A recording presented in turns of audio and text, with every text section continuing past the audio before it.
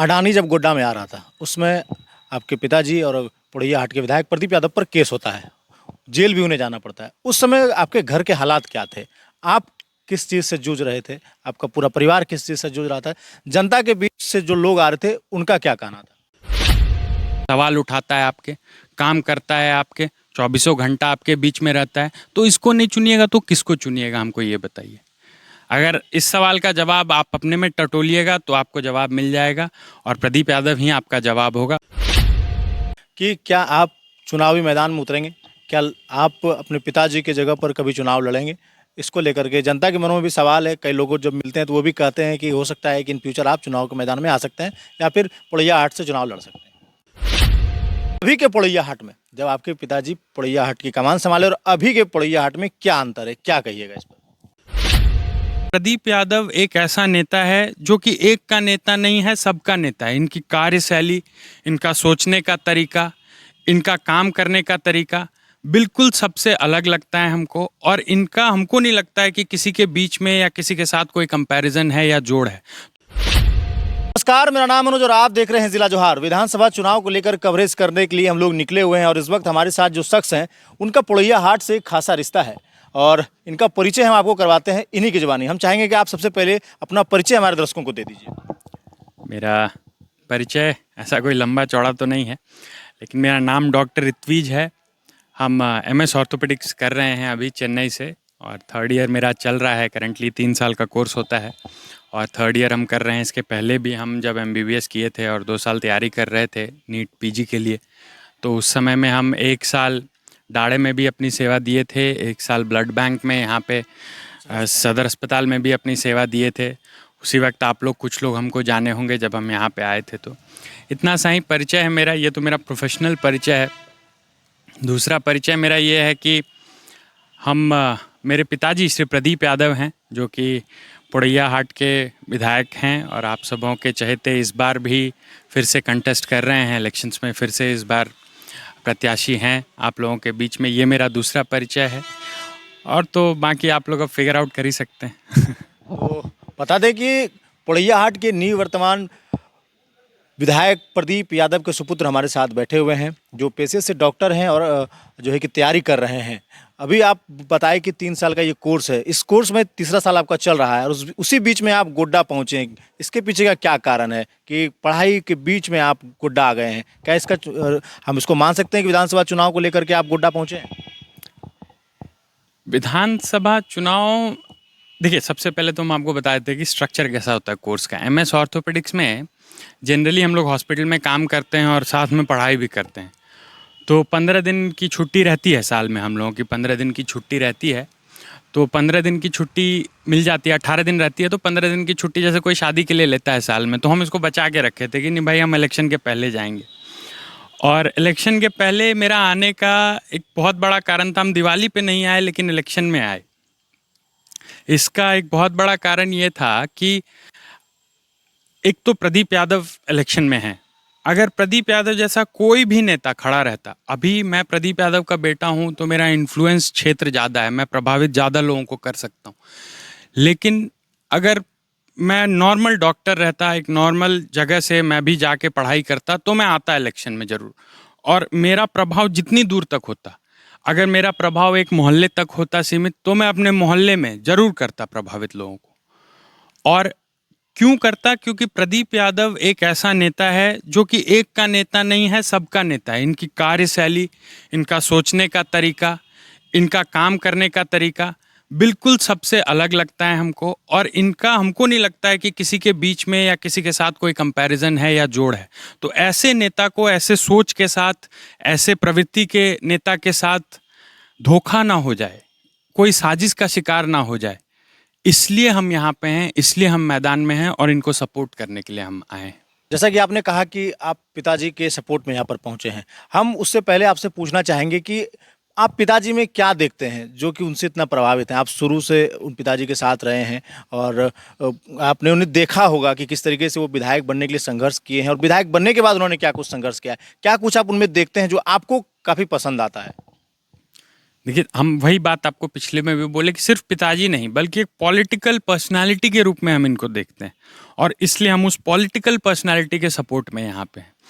और दूसरी बात कैसे देखते हैं, तो आप समझिए कि इस आदमी का स्ट्रगल आज का नहीं है। ये जो आप देख रहे हैं आज की 4 बार 5 बार के विधायक हैं, 1 बार के एमपी हैं, 2 बार के मिनिस्टर हैं, ये इनका पहचान नहीं है। इनकी असली पहचान है इनका स्ट्रगल, जो कि यहाँ से शुरू नहीं हुआ है, जो कि पिछले 30 साल से चल रहा है, 30-35 साल से, 40 साल से। आज इनकी उम्र 60 साल है, तो वो संघर्ष 20 साल 25 साल से शुरू हुआ था, जब ये हम लोगों की उम्र की थे। उस टाइम से ये संघर्ष है, उस संघर्ष की कहानी है प्रदीप यादव। और आज से नहीं, जब से मैं पैदा हुआ हूँ, मैंने अपने पिताजी को सिर्फ एक चीज़ करते देखा है, कड़ी परिश्रम और सोचते हुए देखा है कि भाई राजनीतिक परिस्थिति कैसी है, राजनीति के लिए, और इस परिस्थिति में मेरा क्या रोल है, उस रोल में मैं कहाँ फिट आता हूँ, उस परिस्थिति को कैसे डील करना है, यहाँ के लोगों के लिए कैसे सोचना है, छोटे से छोटे लोगों के लिए कैसे सोचना है। अब मैं आपको जैसे मेरी उम्र आज 29 साल हो गई। मेरे पिताजी जब मैं 4 साल का था, खपड़े के मकान में रहता था, वहाँ पे सब लोग जानते हैं सरकंडा में रहता था। उस समय से मैंने देखा है कि मेरे पिताजी विधायक बन। जब शुरुआती के समय में माँ बताती है कि भाई मेरे पिताजी के पास पैर में चप्पल नहीं होते थे, लेकिन मेरे पिताजी के अंदर लड़ने का स्पिरिट था। मेरे पिताजी के अंदर ये था, प्रदीप यादव के अंदर ये था कि नहीं भाई लड़ना है, और दबे कुचलों के लिए लड़ना है, और किसी एक समाज के लिए नहीं लड़ना है, सबके लिए लड़ना है। उस स्पिरिट को मैं देखता हूँ सबसे पहले, तो उस आदमी को देखता हूँ। दूसरा, इनके इंटेंशंस, जिसको कहते हैं ना कि इंटेंशंस इनके, मेरे को नहीं लगता है कि कभी गलत होते हैं। चलते चलते जब होता है कि आप आदमी को देखते कि नहीं भाई पॉलिटिशियन है, गलत करेगा, ये करेगा, बट इंटेंशन देखना चाहिए आदमी का हमेशा। आप इंटेंशन पे जाइए। देखिए, कोरोना के समय में कोई नहीं था। कोरोना के समय में इस नाम ना लेते हुए इस पूरे क्षेत्र में कोई नेता खड़ा नहीं था। रात का समय था, 7 बजे का समय था, किसी की मौत हो गई थी, किसी के यहाँ, हमारे यहाँ जो 8 पंचायत आते हैं गोड्डा के, उसमें से किसी में एक के यहाँ मौत हो गई थी। मेरे पिताजी को मैं बोल रहा था क्या करेंगे जाके, जाने की ज़रूरत नहीं, हमको नहीं लगता है जाना चाहिए। तो इन्होंने मेरे से कहा कि तुम मेरा पॉलिटिक्स नहीं समझते हो। मेरा पॉलिटिक्स हमेशा लोगों के बीच रहने का है, लोगों के बीच उनकी, क्योंकि मेरी खेती ही वही है, लोगों के बीच रहना, लोगों के बीच काम करना। और परिस्थिति में अगर प्रदीप यादव खड़ा नहीं रहा तो फिर नेता कैसा? तो ऐसे नेता को मैं देखता हूँ उनके बीच में। और मैंने शायद आपको पता हो या नहीं हो, जब मैं छोटे से उस खपड़े के घर में रहता था, तो मेरे पिताजी ने बोन टीबी के पेशेंट को अपने घर में 60 दिन तक रख के सेवा की थी। आपको पता नहीं होगा, शायद गाँव में उनकी टीबी ठीक हो गई, और कहते हैं टीबी फैलता है, सांस लेने से फैलता है। किसी को मेरे घर, मेरी माँ ने सेवा किया, आज तक टीबी नहीं हुआ, ना मेरी माँ को ना मेरे पिताजी को। और आप मानिएगा नहीं, अगर इंटेंशन नहीं है सही तो आपको बीमारी होगी। अगर आपका इंटेंशन सही है, डॉक्टर भी तो घूमता है ना वार्ड में, हम लोग भी बोन टीबी का पेशेंट देखते हैं, छूते हैं, पस निकालते हैं, ऑपरेशन करते हैं, लेकिन कुछ नहीं होता। लेकिन इंटेंशन उनका सही है, उस इंटेंशन के लिए हम उनको सपोर्ट करते हैं। इनकी जो जागरूकता है पॉलिटिक्स में, इनकी जो नॉलेज बेस है पॉलिटिक्स में, जैसे सवाल पूछते हैं, जितना रिसर्च करते हैं, आप मानिएगा नहीं, जब विधानसभा होता है तो 12 बजे रात तक पढ़ते हैं, लिखते हैं, सुबह 5 बजे उठ के दोबारा प्रैक्टिस करते हैं कि नहीं भाई इन सवालों में और क्या जोड़ा जा सकता है। विधानसभा के 1 महीने पहले से पेपर कटिंग जमा करना शुरू कर देते हैं। उस कार्यशैली को मैंने देखा है, इसीलिए इस आदमी को मैं सपोर्ट करता हूँ। है कि जब आपके घर में कुछ होता है, मान लीजिए किसी के घर में कोई मर जाता है, आप क्या करते हैं उनके घर में जाके? कुछ नहीं। आप जाइएगा तो क्या आदमी जिंदा हो जाएगा? होगा नहीं ना होगा। लेकिन आपके जाने से सपोर्ट मिलता है, आदमी को रहता है कि नहीं मेरा कोई अपना आया है, बस उसी के लिए हम यहाँ पे हैं, बस उसी चीज़ के लिए हम यहाँ पे हैं कि इस आदमी के साथ अगर कुछ हो। कभी कभी होता है आदमी की आंख बंद हो जाती है, लोग ऐसे सीधा देखने लगते हैं, लेकिन साइड में कोई रहता है ना तो बोलता है कि भैया पीछू पत्थर छो देखी लियो, बगलों में पत्थर छो ध्यान से चलियो। बस उसी के लिए मैं यहाँ पे हूँ। अभी लगभग मैंने पोड़ैयाहाट विधानसभा में करीबन 15 वीडियोस बनाए होंगे, जनता की राय ली है और आगे भी लेंगे। फिलहाल जो अभी मैंने लिया है उसमें से एक महिला मुझे मिली थी, जगह का नाम अभी मुझे याद नहीं आ रहा है, आपकी विधानसभा की थी। वो कह रही थी कि हमारे घर के लोगों को निःशुल्क कोरोना के काल के समय में इस सरकार ने लाया है, और मुझे अंदाज़ा नहीं था कि उस महिला को इतनी जानकारी होगी। वो जगह का नाम बता रही थी अलग अलग स्टेट का, कि वहाँ से हमारे परिवार को लोगों को लाए हैं, इसलिए हम प्रदीप यादव को चुनेंगे। इस पर क्या कहिए? देखिए, सरकार जैसा काम कर रही है, हेमंत जी जैसा काम कर रहे हैं। हेमंत जी, हम तमिलनाडु में रहते हैं, अभी करंटली तो 2 साल से तमिलनाडु में रह रहे हैं। आप मानिएगा नहीं, लोग हेमंत जी को जानते हैं। लोग पिछले किसी को नहीं जानते, लेकिन हेमंत जी को जानते हैं। और हेमंत जी की जो सोच है, हमको लगता है कि इस स्टेट को उस सोच की ज़रूरत है। आदमी विज़न चाहिए। कैसे कहते हैं कि नहीं भाई, ये बहुत बड़ा लीडर है, इसका विज़न बहुत अच्छा है। इस विजन के साथ आदमी को काम करना होगा। हम लोगों का स्टेट आज भी हम देखते हैं ना, आप मानिए कि नहीं, तमिलनाडु में गोड्डा जैसा जगह जो डिस्ट्रिक्ट हेडक्वार्टर है, ऐसे जगह पे जाइएगा ना, आपको फ्लाईओवर्स दिखेंगे, आपको कमाल का सिस्टम दिखेगा कि नहीं भाई, ट्रैफिक लाइट जल रहा है, लोग ट्रैफिक लाइट फॉलो कर रहे हैं। हॉस्पिटल है तो 4 हॉस्पिटल है। मतलब कमाल का, आप देखिएगा तो आपको लगेगा साला हम लोगों का स्टेट ऐसा कैसे नहीं हो सकता है। हम लोग के स्टेट, उस विजन को लाना बहुत जरूरी है। हम लोग उस विजन को कैसे लाएंगे, और हमको लगता है हेमंत जी बहुत ऐप्ट जगह पे बैठे हैं। बेस बिल्डिंग उन्होंने कर दिया है, लोगों को, गरीबों को सपोर्ट करने का काम उन्होंने कर दिया, और इस बेस बिल्डिंग पे हमको लगता है वो बहुत बड़ी इमारत खड़ी करेंगे। और आगे हम इसीलिए हेमंत जी के विजन को सपोर्ट करते हैं। और आपके सामने, आपने ही बोला मेरे को कि एक महिला ने बोला एक गांव में कैसे, देखिए सरकार कैसे काम की और उस महिला की जिंदगी में कैसे फर्क आया, वो कितनी काबिले तारीफ बात है। आप सोच के देखिए कितनी काबिले तारीफ बात है। इसी इसी इसी चीज़ के लिए हम हेमंत जी को सपोर्ट करते हैं, और हम इन्हीं नीतियों के लिए उनके फ़ैन हैं कि भाई, और इसीलिए हम लोग उन्हीं का नाम लेके इलेक्शन में भी जा रहे हैं। बहुत ही अच्छी बात है कि गवर्नमेंट इन्फ्लुएंस कर पा रही है ज़िंदगी लोगों की, इतना ही बोलेंगे हम। अभी आपने कहा कि मैं 4 साल की उम्र का था तब से मैंने अपने पिताजी को विधायक के रूप में देखा है। तभी के पोड़ैया हाट में, जब आपके पिताजी पोड़ैया हाट की कमान संभाले, और अभी के पोड़ैया हाट में क्या अंतर है, क्या कहिएगा इस पर? जब जब हम छोटे थे तो हमको याद है कि मेरे पिताजी के पास एक सुजुकी हुआ करता था। तो सुजुकी में हम लोग जाते थे, तो हम लोग इधर से नहीं, देखिए हम लोग, मेरा गांव टापू था, हम लोग, मेरा गांव एक ही तरह से जा सकते थे, और वो था डुमरिया। और डुमरिया में भी हमको याद है, मेरे महात्मा जी और पिताजी मेरे पार कर रहे हैं, और फंस जाता था, मतलब अब नदी में तो फंस जाता था, ये लोग पार कर रहे हैं, हम साइड में खड़े होते थे। पहले लोग साइड में हमको रख देते थे, फिर अपना मोटरसाइकिल पार करते थे, और फिर हम लोग जाते थे। पूरा एरिया टापू था। आप सोचिए, डाड़े कैसे जाइएगा आप। पसई में पुल नहीं था, डाड़े में पुल नहीं था, देवंधा में पुल नहीं था, कहीं पुल नहीं था, कोई रास्ता नहीं था कि आप जा सकते थे। हमको याद है इतनी कीचड़ होती थी मेरे गांव के अपने गली में, कीचड़ होती थी घुटने भर की, मेरे अपने गांव में। तो स्थिति हम लोगों ने, मैंने अपने आंख से बदलते देखा। आज हम लोग यहाँ से डाड़े जाना हो, यहाँ से कहीं भी पूर्वी में जाना हो, यहाँ से सरैया हाट जाना हो, हमने देखा परिस्थिति को बदलते हुए। चुनाव दर चुनाव मैंने देखा है कि नहीं भाई, मेरे पिताजी जब से रहे, उन्होंने एक लंबी लकीर खींची है, और इस लकीर को आगे ले जाएंगे, इस बात की भी गारंटी हम आपको देते हैं। जितना बदलाव हुआ है उससे डबल और बदलाव होगा। आप हर जगह जाइए, प्रदीप यादव का दिखता है, मेरा भी प्रदीप यादव का आपको सिलपट्टा दिखेगा। मेरे को लगता नहीं भाई काम हुआ है, कैसे काम नहीं हुआ। हर जगह जहाँ रोड नहीं था वहाँ रोड बना, जहाँ नाला नहीं है, कहीं है अभी नाला नहीं है, नहीं बनेगा, आगे भी होगा, काम होगा। इसी बात को हम दोबारा आपके सामने कहना चाहेंगे। आपराधिक मामलों पर क्या कहिए? पॉलिटिक्स है, आप लोगों के लिए लड़िएगा। तो देखिए, किसी भी चीज़ का ना, किसी भी कॉइन का 2 पहलू होता है। एक पहलू होता है कि गुड फेस, दूसरा होता है बैड फेस। तो आप लड़िएगा, आप जनता के लिए काम कीजिएगा, तो दूसरे को तो आपसे कंपटीशन होगा ही, दूसरा आपको फंसाएगा ही। ठीक है, होगा ही, पार्ट ऑफ पॉलिटिक्स है। गांधी जी भी पॉलिटिक्स किए, उनके ऊपर भी केस हुआ। कंपेयर नहीं कर रहा हूँ, गांधी जी तो भाई टचवुड बहुत बड़े आदमी हैं, लेकिन आप किसी भी पॉलिटिशियन के लाइफ को देख लीजिए, अगर आपके ऊपर केस नहीं है तो आप पॉलिटिशियन नहीं है, आपकी ज़िंदगी स्ट्रगल से नहीं गुजरी है। अगर आप स्ट्रगल करेंगे, केस होगा। और ये बात मैं भी जानता हूँ, सब जानते हैं जो भी पॉलिटिक्स में आते हैं। अगर आपके ऊपर केस नहीं है, इसका मतलब आप स्ट्रगल नहीं कर रहे हैं, सिंपल से। अडानी जब गोड्डा में आ रहा था, उसमें आपके पिताजी और पोड़ैया हाट के विधायक प्रदीप यादव पर केस होता है, जेल भी उन्हें जाना पड़ता है। उस समय आपके घर के हालात क्या थे? आप किस चीज़ से जूझ रहे थे? आपका पूरा परिवार किस चीज़ से जूझ रहा था? जनता के बीच से जो लोग आ रहे थे, उनका क्या कहना था? तो हम अकेले ही रहते थे उस टाइम पे, अकेले रूम लेके अपना रहते थे। तो मेरे पिताजी 10 दिन से शायद खाना नहीं खाए थे, सिर्फ जल पे जिंदा थे। तो जितना भी नॉलेज था हमको मेडिकल साइंस का, या हमको लगता था कि मेरे पिताजी हैं तो हम कन्विंस कर लेंगे, बोलेंगे कि नहीं भाई आप खा लीजिए कुछ, लेकिन नहीं खा रहे थे। मतलब इन्होंने एकदम डिसाइड कर लिया था कि हम नहीं खाएंगे। एक तो वो मेरे लिए बहुत बड़ा स्ट्रगल था। आप सोचिए आपके पिताजी इतने बीमार हैं, आपके सामने प्लेट लग रहा है खाने का, तो आप कैसे खाइएगा? वो एक स्ट्रगल थी।